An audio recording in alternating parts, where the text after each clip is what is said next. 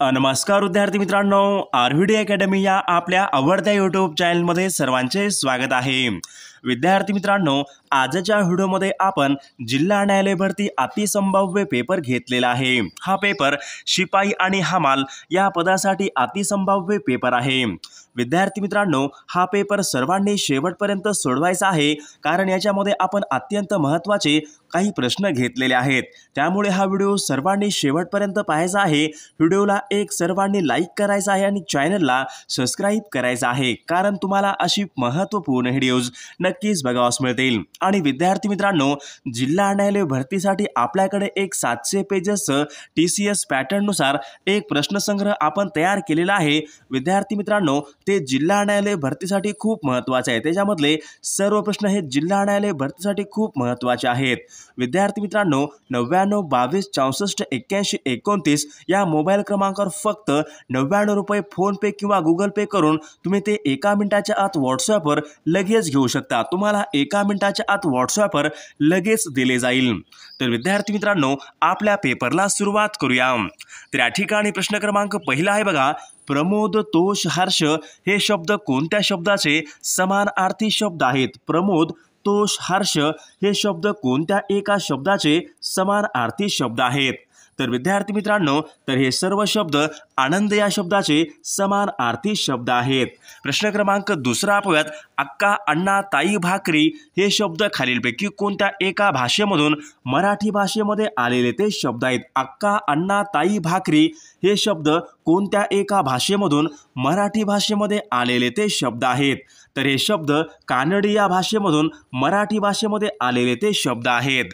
प्रश्न क्रमांक तिसरा पाहूयात, मी भोजन केले होते हे वाक्य कोणत्या काळाचं वाक्य आहे? मी भोजन केले होते हे एक वाक्य आहे, कोणत्या काळाचं हे वाक्य आहे? तर विद्यार्थी मित्रांनो, मी भोजन केले होते हे वाक्य पूर्ण भूतकाळाचं हे वाक्य आहे। प्रश्न क्रमांक चौथा पाहूयात, ऊनहून हे खालीलपैकी कोणत्या एका विभक्तीचे प्रत्यय आहेत? ऊनहून हे खालीलपैकी कोणत्या एका विभक्तीचे प्रत्यय आहेत? तर विद्यार्थी मित्रांनो, ऊनहून हे पंचमी या विभक्तीचे ते प्रत्यय आहेत। प्रश्न क्रमांक पाचवा, केशव कुमार हे खालीलपैकी कोणत्या एका कवीचं टोपण नाव आहे? केशव कुमार हे खालीलपैकी कोणत्या एका कवीचं टोपण नाव आहे? तर विद्यार्थी मित्रांनो, केशव कुमार हे प्रल्हाद केशव आत्रे या कवीचं ते टोपण नाव आहे। प्रश्न क्रमांक सहावा पाहूयात, कोहिमा खालीलपैकी कोणत्या एका राज्याची राजधानी आहे? कोहिमा खालीलपैकी कोणत्या एका राज्याची राजधानी आहे? तर विद्यार्थी मित्रांनो, कोहिमा हे नागालँड या राज्याची ती राजधानी आहे। ऑप्शन क्रमांक 4 आपले योग्य उत्तर असेल। प्रश्न क्रमांक 7वा, हजारीबाग हे राष्ट्रीय उद्यान खालीलपैकी कोणत्या एका राज्यामध्ये आहे? हजारीबाग हे भारतामधलं एक राष्ट्रीय उद्यान आहे, तर ते कोणत्या एका राज्यामध्ये आहे? तर विद्यार्थी मित्रांनो, हजारीबाग हे राष्ट्रीय उद्यान झारखंड या राज्यामध्ये आहे। प्रश्न क्रमांक 8वा पाहूयात, गुवाहाटी हे शहर कोणत्या नदीच्या काठावर आहे? गुवाहाटी हे भारतामधलं एक महत्त्वपूर्ण शहर आहे, तर ते कोणत्या एका नदीच्या काठावर आहे? तर विद्यार्थी मित्रांनो, गुवाहाटी हे शहर ब्रह्मपुत्रा या नदीच्या काठावर आहे। प्रश्न क्रमांक 9वा पाहूयात, नेवेली हा भारतामधला औष्णिक विद्युत प्रकल्प कोणत्या एका राज्यामध्ये आहे? नेवेली हा भारतामधला एक औष्णिक विद्युत प्रकल्प आहे, कोणत्या एका राज्यामध्ये आहे? तर विद्यार्थी मित्रांनो, नेवेली हा भारतामधला औष्णिक विद्युत प्रकल्प तामिळनाडू राज्यामधला तो एक महत्त्वपूर्ण औष्णिक विद्युत निर्मिती प्रकल्प आहे। प्रश्न क्रमांक 10वा, रेल्वेचे इंजिन बनवण्याचा कारखाना चित्तरंजन कोणत्या एका राज्यामध्ये? रेल्वेचं इंजिन बनवण्याचा कारखाना चित्तरंजन कोणत्या एका राज्यामध्ये आहे? तर विद्यार्थी मित्रांनो, चित्तरंजन हा कारखाना पश्चिम बंगाल या राज्यामधला तो कारखाना आहे। प्रश्न क्रमांक 11 पाहूयात, भारतामधला प्रसिद्ध हवा महल कोणत्या एका ठिकाणी? भारतामधले प्रसिद्ध हवा महल खालीलपैकी कोणत्या एका ठिकाणी आहे? तर विद्यार्थी मित्रांनो, हवा महल हा जयपूर राजस्थान या राज्यामध्ये हवा महल आहे। ऑप्शन क्रमांक 3 या ठिकाणी आपले योग्य उत्तर असेल। प्रश्न क्रमांक 12 पाहूयात, हॉलेचा धूमकेतू दर 76 वर्षांनी दिसतो, तो यापूर्वी कोणत्या वर्षी दिसला होता? हॉलेचा जो धूमकेतू आहे दर 76 वर्षांनी दिसतो, तर तो यापूर्वी कोणत्या वर्षी तो दिसला होता? तर विद्यार्थी मित्रांनो तो सन 1986 मध्ये तो दिसला होता। ऑप्शन क्रमांक 3 आपले योग्य उत्तर असेल। प्रश्न क्रमांक 13 खालीलपैकी कोणाच्या कारकिर्दीमध्ये इसवी सन 1853 मध्ये मुंबई ते ठाणे हा भारतामधला पहिला लोहमार्ग उभारण्यात आला होता। भारतामधला पहिला लोहमार्ग सन 1853 मध्ये उभारण्यात आला होता, तर तो खालीलपैकी कोणाच्या कारकिर्दीमध्ये तो लोहमार्ग उभारण्यात आला होता। तर विद्यार्थी मित्रांनो भारतामधला पहिला लोहमार्ग सन 1853 मध्ये लॉर्ड डलहौसी यांच्या कारकिर्दीमध्ये तो उभारण्यात आला होता। प्रश्न क्रमांक 14 अल हिलाल हे वर्तमानपत्र खालीलपैकी कोणी सुरू केले होते? अल हिलाल हे एक वर्तमानपत्र आहे, तर ते खालीलपैकी कोणी सुरू केले होते? तर विद्यार्थी मित्रांनो अल हिलाल या नावाचे वर्तमानपत्र हे मौलाना आझाद यांनी ते सुरू केले होते। प्रश्न क्रमांक 15 गदर हे वर्तमानपत्र अमेरिकेमध्ये खालीलपैकी कोण चालवत होते? गदर हे वर्तमानपत्र अमेरिकेमध्ये खालीलपैकी कोण चालवत होते? तर विद्यार्थी मित्रांनो गदर हे वर्तमानपत्र अमेरिकेमध्ये लाला हरदयाळ हे अमेरिकेमध्ये गदर हे वर्तमानपत्र चालवत होते। प्रश्न क्रमांक 16 12 डिसेंबर सन 1911 रोजी दिल्ली येथे दरबार भरून बंगालची फाळणी खालीलपैकी कोणी रद्द केली होती? 12 डिसेंबर सन 1911 या दिवशी दिल्ली येथे दरबार भरून बंगालची फाळणी खालीलपैकी कोणी रद्द केली होती? तर विद्यार्थी मित्रांनो जॉर्ज पंचम यांनी बंगालची फाळणी ही रद्द केली होती। प्रश्न क्रमांक 17 स्वराज्य हे साप्ताहिक गुरुदेव हे मासिक खालीलपैकी कोणाचं आहे? स्वराज्य हे साप्ताहिक गुरुदेव हे मासिक खालीलपैकी कोणाचं आहे? विद्यार्थी मित्रांनो या ठिकाणी ऑप्शन क्रमांक 2 राहील संत तुकडोजी महाराज या ठिकाणी आपले योग्य उत्तर असेल। प्रश्न क्रमांक 18 तृतीय रत्न ब्राह्मणाचे कशब हे ग्रंथ खालीलपैकी कोणाचे ग्रंथ आहेत? तृतीय रत्न आणि ब्राह्मणाचे कशब हे ग्रंथ खालीलपैकी कोणाचे ग्रंथ आहेत?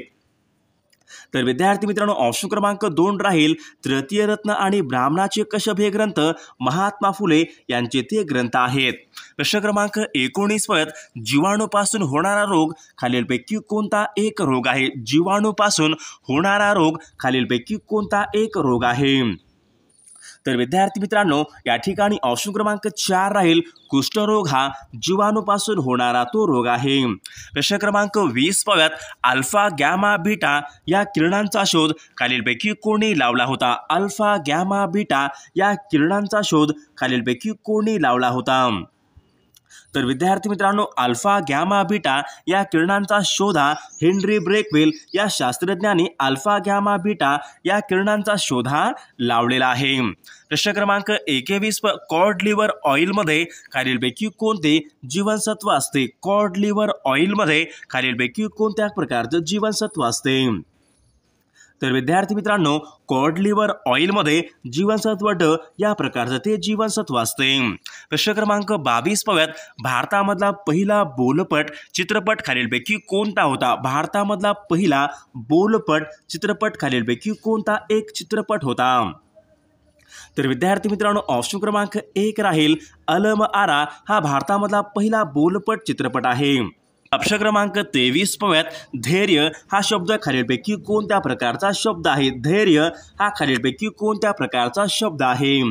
तर विद्यार्थी मित्रांनो धैर्य हा शब्द भाववाचक नाम या प्रकारचा तो शब्द आहे। प्रश्न क्रमांक 24 आमरण हा शब्द या ठिकाणी आपल्याला आमरण या शब्दाचा समास ओळखायचा आहे। आमरण या ठिकाणी शब्द आहे, तर आपला आमरण या शब्दाचा योग्य समास ओळखायचा आहे। तर विद्यार्थी मित्रांनो आमरण हा शब्द अवयभाव समास या ठिकाणी आपले योग्य उत्तर असेल।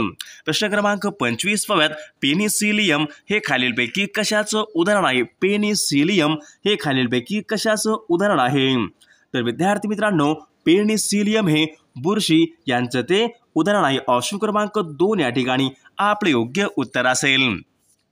प्रश्न क्रमांक 26 स्वित्झर्लंड हा देश खालीलपैकी कोणत्या खंडामधला देश आहे? स्वित्झर्लंड हा देश खालीलपैकी कोणत्या खंडामधला देश आहे?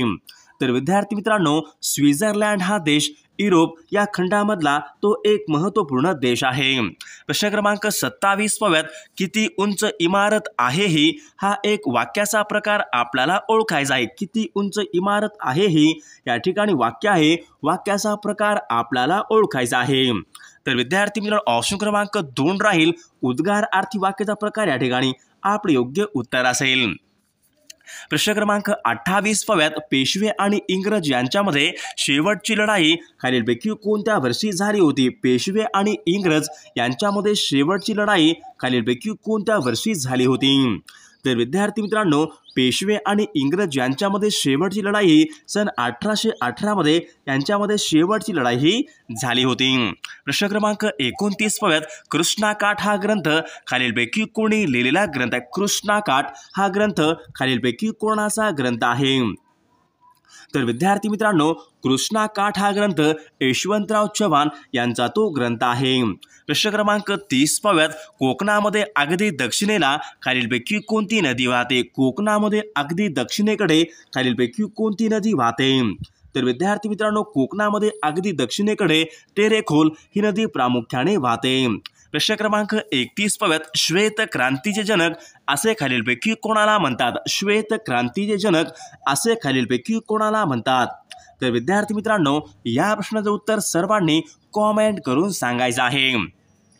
तर विद्यार्थी मित्रांनो या ठिकाणी प्रश्न क्रमांक पहिला आहे, भास्कर, आदित्य, अर्क, प्रभाकर हे शब्द कोणत्या एका शब्दाचे समानार्थी शब्द आहेत? भास्कर, आदित्य, अर्क, प्रभाकर कोणत्या एका शब्दाचे समानार्थी शब्द आहेत? तर विद्यार्थी मित्रांनो सूर्य या शब्दाचे समानार्थी शब्द आहेत। प्रश्न क्रमांक दुसरा पाहूयात, तिलांजली देणे हा एक वाक्यप्रचार आहे, योग्य अर्थ आपल्याला सांगायचा आहे। तिलांजली देणे, तर विद्यार्थी मित्रांनो तिलांजली देणे म्हणजेच त्याग करणे या ठिकाणी आपले योग्य उत्तर असेल। प्रश्न क्रमांक तिसरा आज्ञावेताळ हा एक अलंकारिक शब्द आहे, तर आज्ञावेताळ या अलंकारिक शब्दाचा आपल्याला योग्य अर्थ सांगायचा आहे। आज्ञावेताळ, तर विद्यार्थी मित्रांनो आज्ञावेताळ म्हणजेच अत्यंत रागीट मनुष्य या ठिकाणी आपला अलंकारिक शब्दाचा योग्य अर्थ होईल। प्रश्न क्रमांक चौथा पाहूयात, अक्का, अण्णा, ताई, भाकरी हे शब्द कोणत्या एका भाषेमधून मराठी भाषेमध्ये आलेले ते शब्द आहेत? अक्का, अण्णा, ताई, भाकरी हे शब्द कोणत्या एका भाषेमधून मराठी भाषेमध्ये आलेले ते शब्द आहेत? तर विद्यार्थी मित्रांनो हे सर्व शब्द कानडी या भाषेमधून मराठी भाषेमध्ये आलेले ते शब्द आहेत। प्रश्न क्रमांक 5 पाहूयात, सूर्यास्त हा शब्द कोणत्या एका संधीचं उदाहरण आहे? सूर्यास्त हा शब्द कोणत्या एका संधीचं उदाहरण आहे? सूर्यास्त हा शब्द, तर विद्यार्थी मित्रांनो सूर्यास्त हा शब्द स्वर संधीचं ते उदाहरण आहे। प्रश्न क्रमांक 6 पाहूयात, डॉक्टर बाळासाहेब सावंत कोकण कृषी विद्यापीठ यांची स्थापना खालीलपैकी कोणत्या वर्षी झाली होती? डॉक्टर बाळासाहेब सावंत कोकण कृषी विद्यापीठ यांची स्थापना खालीलपैकी कोणत्या वर्षी झालेली आहे? तर विद्यार्थी मित्रांनो सन 1972 मध्ये डॉक्टर बाळासाहेब सावंत कोकण कृषी विद्यापीठ यांची स्थापना ही झालेली आहे। प्रश्न क्रमांक 7 पाहूयात, मी निबंध लिहिला आहे हे वाक्य कोणत्या काळाचं वाक्य आहे? मी निबंध लिहिला आहे हे वाक्य कोणत्या काळाचं हे वाक्य आहे? तर विद्यार्थी मित्रांनो मी निबंध लिहिला आहे हे वाक्य पूर्ण वर्तमान काळाचं हे वाक्य आहे। प्रश्न क्रमांक 8 पाहूयात, झाकले माणिक वाक्यप्रचार योग्य आपला अर्थ सांगायचा आहे। झाकले माणिक हा एक वाक्यप्रचार आहे, योग्य अर्थ आपल्याला सांगायचा आहे। झाकले माणिक, तर विद्यार्थी मित्रांनो साधा पण सद्गुणी मनुष्य या ठिकाणी आपले योग्य उत्तर असेल। प्रश्न क्रमांक 9 पाहूयात, चंद्रपूर जिल्ह्यामध्ये खालीलपैकी कोणत्या एका ठिकाणी युद्ध साहित्य निर्मितीचा कारखाना आहे? चंद्रपूर जिल्ह्यामध्ये खालीलपैकी कोणत्या एका ठिकाणी युद्ध साहित्य निर्मितीचा कारखाना आहे? तर या ठिकाणी ऑप्शन क्रमांक 4 राहील, भद्रावती या ठिकाणी युद्ध साहित्य निर्मितीचा कारखाना आहे। प्रश्न क्रमांक 10, मानवी गुणसूत्रामध्ये एकूण गुणसूत्रे खालीलपैकी किती असतात? मानवी गुणसूत्रामध्ये एकूण संख्या खालीलपैकी किती संख्या असते? तर विद्यार्थी मित्रांनो, मानवी गुणसूत्रांची एकूण संख्या ही 46 एवढी गुणसूत्रांची एकूण संख्या असते।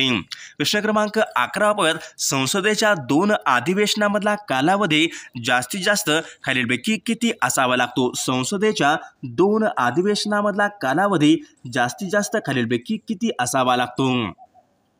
तर विद्यार्थी मित्रांनो, 2 अधिवेशना कालावधी हा 6 महिने एवढा कालावधी हा असावा लागतो। प्रश्न क्रमांक 12 पाहूयात, सलवा जुडूम ही चळवळ खालीलपैकी कोणत्या एका राज्यासंबंधीची चळवळ आहे? सलवा जुडूम ही चळवळ खालीलपैकी कोणत्या एका राज्यासंबंधीची चळवळ आहे? तर विद्यार्थी मित्रांनो, सलवा जुडूम ही चळवळ छत्तीसगड या राज्यासंबंधीची ती चळवळ आहे। प्रश्न क्रमांक 13 पाहूयात, राष्ट्रीय विज्ञान दिन खालीलपैकी कोणत्या एका दिवशी असतो? राष्ट्रीय विज्ञान दिन खालीलपैकी कोणत्या एका दिवशी असतो?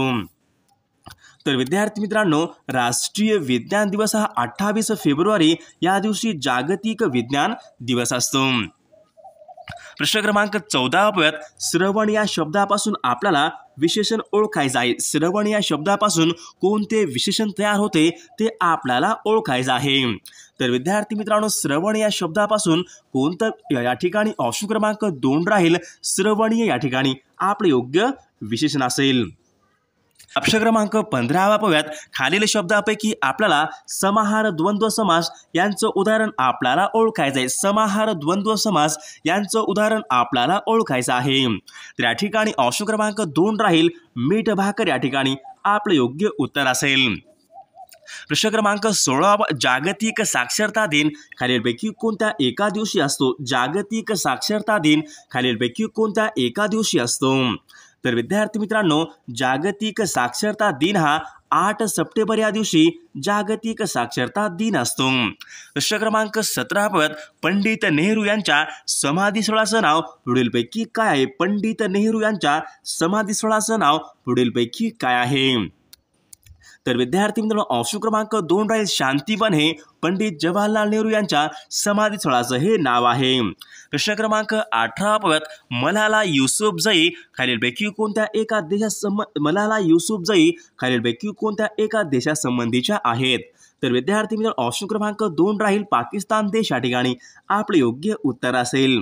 प्रश्न क्रमांक 19, पी.व्ही. सिंधू या खेळाडू कोणत्या एका खेळासंबंधीच्या खेळाडू? पी.व्ही. सिंधू या खेळाडू कोणत्या एका खेळासंबंधीच्या खेळाडू आहेत?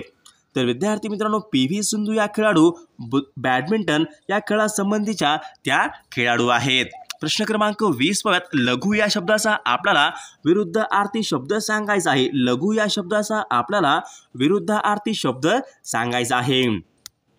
तर विद्यार्थी मित्रांनो, लघु या शब्दाचा विरुद्धार्थी शब्द दीर्घ या ठिकाणी आपला योग्य विरुद्धार्थी शब्द असेल। प्रश्न क्रमांक 21, तुंतुने वाजवणे हा एक वाक्यप्रचार आहे, योग्य अर्थ आपल्याला सांगायचा। तुंतुने वाजवणे। तर विद्यार्थी मित्रांनो, तुंतुने वाजवणे म्हणजे पुन्हा पुन्हा तेच सांगणे या ठिकाणी आपले योग्य उत्तर असेल। प्रश्न क्रमांक 22, थोर समाजसेवक बाबा आमटे यांचं आपल्याला संपूर्ण नाव सांगायचं आहे। बाबा आमटे यांचं संपूर्ण नाव पुढीलपैकी कोणतं एक नाव आहे? तर बाबा आमटे यांचं संपूर्ण नाव मुरलीधर देवीदास आमटे हे बाबा आमटे यांचं संपूर्ण नाव आहे। प्रश्न क्रमांक 23 पाहूयात, पचन कार्यामध्ये मदत होण्यासाठी जठरामध्ये कोणत्या आम्लाचा स्त्राव होतो? पचन कार्यामध्ये मदत होण्यासाठी जठरामध्ये कोणत्या एका आम्लाचा स्त्राव होतो? तर विद्यार्थी मित्रांनो, जठरामध्ये हायड्रोक्लोरिक ॲसिड म्हणजे HCl या आम्लाचा स्त्राव होतो।